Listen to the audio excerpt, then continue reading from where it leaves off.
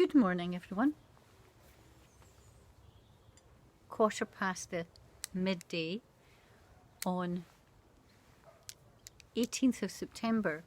Traditionally in Scotland, the holiday weekend, where our grandmother, having taken a month to play bridge constantly in Crieff Hydro with all her friends on the basket chairs in the conservatory, she would invite us up on one of the days to have afternoon tea with her at Crieff Hydro. Piling into the grey Morris Oxford, registration LSG 89T, 890, 890. Yes, I remember it. I'm good with numbers, remembering numbers. Do you want my bank account number? Yes.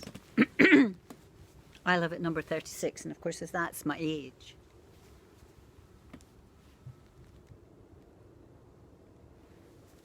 I never know if these images are reversed and you can't read it.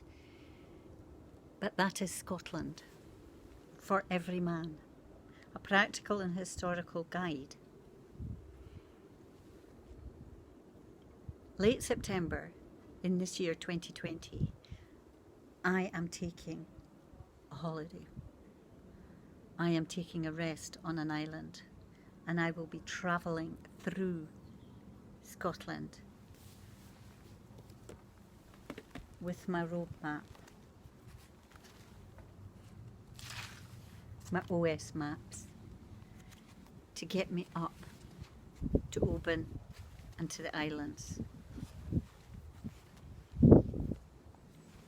So I'm digging out all the things that I never look at, and I'll take so as I can read while I sit. I can't go there by boat all the way. I could if I lived in Glasgow. I could take a wee trip up to Oban. But of course, here in Winchburg, I could get along on the canal, the Union and the Caledonian Canal, meeting up and get to Glasgow and get on a ship. But no, I'm taking the road to Oban.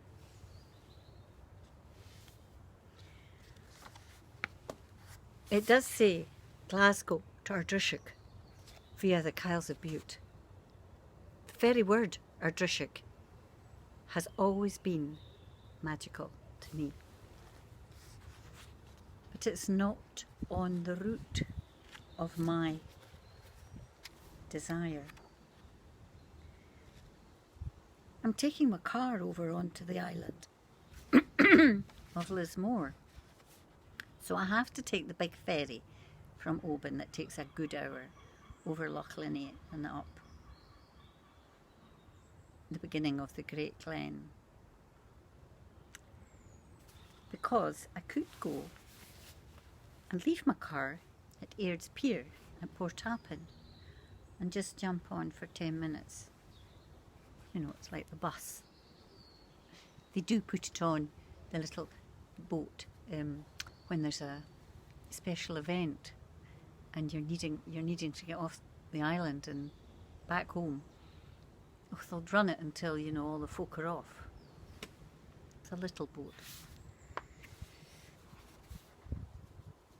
So this little book is David McBrain's Royal Mail Steamers Columbia and Iona, produced at some time in the past. I should have checked what date it was. Oh, here it is. 1895. 1895 is the year of the birth of my first great teacher, the healer Margaret Galloway, in Bournemouth. 1895 is the year my great-grandfather, editor of a Lincoln newspaper, died in Lincoln and left my lovely grandmother, aged 13, an orphan, as she liked to tell us that she came back up to Edinburgh because her mother had died when she was 10 months, and she came as she was the youngest child. She lived in Thurleston Road with Mr. Miles, the surgeon, her auntie's husband. But that's another story. Summer tours of Scotland. Allapool to Inverness via Garvey. Iona off Mull. We won't quite see that, but we will travel to Lismore.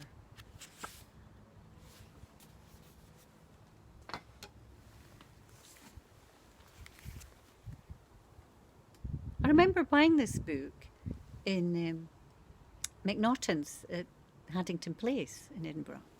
It's French. It's a French edition, tourist book about Grand Bretagne, published in, I think, the 40s. I can't read French. I get the gist of it. But others, I haven't got the accent. And I am very proud to say, with my school friend from age 5, Freya Coburn, we probably hold the record of failing your French O level in 4th year, 5th year and 6th year. We were quite delighted to hold this record. We excelled in other subjects. This little book, La Grande Bretagne, has the most beautiful maps in it. And this is what really sparked me about making a little video for you this morning. Here's the traditional tartan folk, the region of the frontier, the Riviera Tweed. Beautiful, beautiful illustrations. And I have walked hand in hand with a young gentleman, or of any age, on the River Tweed. Most likely at Innerleithen. So here we have the borders, which I find quite interesting, because the borders at the Cheviots over to Eyemouth, encapsulate coming round Dunbar, North Berwick, Dalkeith, and enclose Edinburgh and the Pentlands, and down to the River Clyde, where it comes into North Lanarkshire, and down to Dumfries. And really, that is a really good idea of the borders. But there again I thought, oh goodness gracious, have they left out Wigton? Sure, but it isn't the borders, you see. Proceeding on. Les Lowlands of Fife.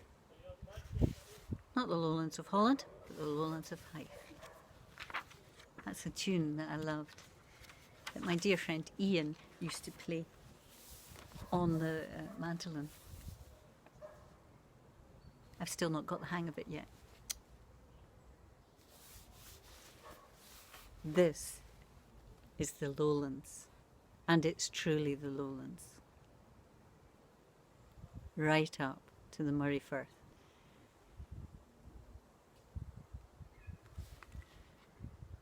Portpatrick, Kirkcudbright, Glasgow,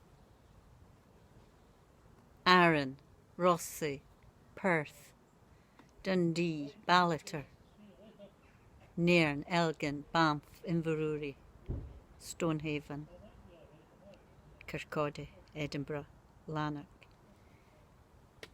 How beautiful is that? Our topography is defining us, and we know that, and we can adapt as our world changes right now. When the water flows and settles and finds its level, it will be done. The earthquakes, the fires, the water, the soothing waters. So I haven't really found anything else that I want to show you today, but there we are. A very, very interesting little book in French. I'm also going to take with me Ian McHardy's Book of Scotland, Myth, Legend and Folklore, and I'm going to search out the 9 maidens, and I'm going to look for the warriors of peace and love in divine nature. Thank you. Much love.